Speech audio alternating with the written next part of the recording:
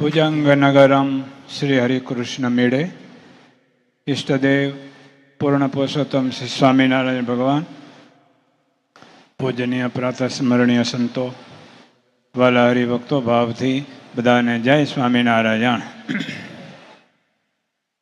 પ્રસાદી મંદિરના પાટોત્સવ પ્રસંગે આજે ધ્યાન ચિંતામણીનો કથા આપણે બધા સાંભળીએ છીએ. આ કથા બહુ ઓછી થાય છે ધ્યાનની, અને હવે સમય એવો છે અત્યારનો, ધ્યાન ભગવાનના સ્વરૂપનું ધ્યાન છે ને હવે બહુ ઓછું થાય રહ્યું. ખબર હે ને, લીલા ચરિત્ર ને એમાં હવે ધર્મ એ બધી કથામાં ઘણી થાય, ધ્યાનની કથા ઓછી થાય રહી, અને ધ્યાન કરવાનો અભ્યાસ પણ હવે લગભગ છૂટતો જાય. કરવું આ પડશે હો.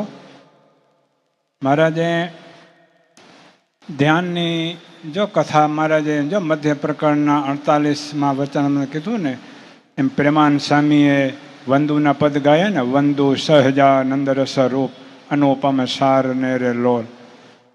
એ પ્રેમાનંદ સ્વામી જ્યારે વંદુના 8 પદ ગાયા ને, મહારાજ એકાગ્ર ચિત્તથી સાંભળ્યા. સાંભળીને મહારાજે શું વિચાર કર્યો, આવું જેને અખંડ ચિંતવન છે એવા સાધુને ઉઠીને મહારાજ કે હું સાષ્ટાંગ દંડવત પ્રણામ કરું. કેટલો રાજીપો હે! મહારાજ કે આવું જેને અખંડ ચિંતન રહેતું હોય ને, એને ક્યારે પછી ગર્ભવાસમાં આવવું પડતો નથી. જો બીજો જન્મ લેવો ન હોય, આપણે આને આ જન્મે મહારાજની મૂર્તિનું સુખ લેવું હોય ને ધામમાં પહોંચી જવું હોય, ધ્યાન તો કરવું જ પડશે હો. જો વક્તાશ્રી આજે બહુ ધ્યાનની સરસ વાત કરી. પાછું આ સ્થળ કેવું હે, નેમિષાણા ક્ષેત્ર કહો ને, આપણે આ પ્રસાદી મંદિર એટલે નેમિષાણા ક્ષેત્ર જ કહેવાય હે. અહીંયા ધ્યાન ન કરવું ને સેજે ધ્યાન થઈ જાય. ક્યાંય મોટા મોટા સંતોની જો વક્તાશ્રીએ કેટલી બધી સરસ વાતો કરી કે કેટલા મોટા સંતોએ અહીંયા બેસી ધ્યાન ભજન કરી અને મહારાજના ધામમાં પહોંચી ગયા ને. આ મૂર્તિનું સુખ, આપણા ઘનશ્યામ મહારાજની મૂર્તિનું સુખ ઘણા સંતોએ અહીંયા સાક્ષાત એમ કરેલું. રાપરના બાલમુકુદાસ સ્વામી હતા, 60 વર્ષે જ્યારે સાધુ થયેલા, અને જ્યારે પછી એને એમ થયું કે હું બહુ મોડો સાધુ થયો છું અને મને આ દેહ વડે કરીને મહારાજના ધામમાં પહોંચી જાઉં, તો હવે ટૂંકો રસ્તો કયો? ધ્યાનના અભ્યાસવાળા સંતો પાસે જઈ અને ધ્યાનનો અભ્યાસ કર્યો. ભાઈ 6 મહિનામાં આ મહારાજની મૂર્તિને સિદ્ધ કરી લીધી. એવું આ સ્થળ છે ભાઈ, સમજ્યા? અને 6 મહિનામાં મહારાજની મૂર્તિનું ધ્યાન કરીને સાક્ષાત કરી અને મહારાજના ધામમાં પહોંચી ગયા, સમજ્યા? એ રસ્તે આપણે ચાલવાનું છે. કથા તો આપણે ઘણી બધી સાંભળી જ છે, પણ જ્યાં સુધી મહારાજે જો કાર્યાણીના વચનામતમાં કીધું કે કારણસની વાસના ક્યારે બળશે? ધ્યાન કરશું ત્યારે, સમજ્યા?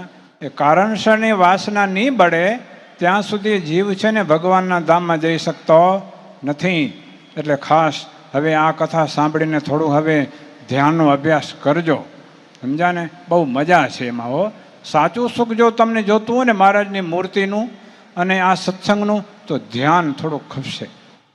બીજું તમે ભલે કરો, દાન કરો, પુણ્ય કરો, માળા કરો, દંડવટ કરો, પ્રદક્ષિણા કરો, બીજું ભલે કરો, એ પણ એક શું છે એમ કે ભક્તિનું પોષણ છે, એ સાથ આપશે. પણ એટલામાં પછી શાંતિ એમ કે પૂર્ણ વિરામ ન કરી લેજો.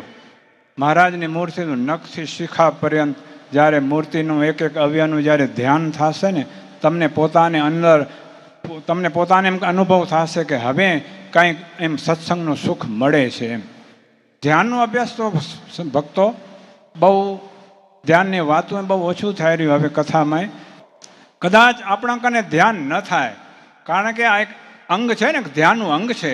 અંગ ન હોય કદાચ, મહારાજે એ જ વચનામાં તમે કીધું કે ધર્મ જ્ઞાન વૈરાગ્ય ભક્તિ યુક્ત એવા સાધુને મધ્યમાં પડી રહેવું, તોય પણ જીવનું કામ થઈ જાય, સમજ્યા? એવા ધર્મ જ્ઞાન વૈરાગ્ય અને ભક્તિ તેણે યુક્ત એવા સાધુના મધ્યમાં જો પડ્યા રહી ને, તોય પણ આપણા રહેલું જે કારણસરની વાસના એ પણ બળી જતી હોય છે. જય સ્વામિનારાયણ. સરસ સંત કઠણ વચન કહે શું કહેવા આપણા રોગને ટાળવા માટે. એટલે સ્વામીએ સરસ આપણને થોડીક દિશા આપી.